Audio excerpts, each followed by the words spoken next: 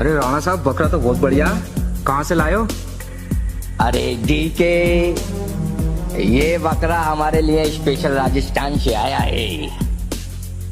ये नस्लें राजस्थान में ही पाई जाती हैं और राजस्थान से ही मंगवाई जाती है। अरे राणा साहब, क्यों झूठ बोल रहे हो यार? पहाड़पुर की बिहार में कितने बकरे देखे मैंने ऐसे। चलो तुम्हें दिखाऊं। दिखाने की बात तो भूल जाओ। अगर तुमने इसे गलती से कहीं देख भी लिया तो इसे खरीदने की तुम्हारी औकात नहीं है।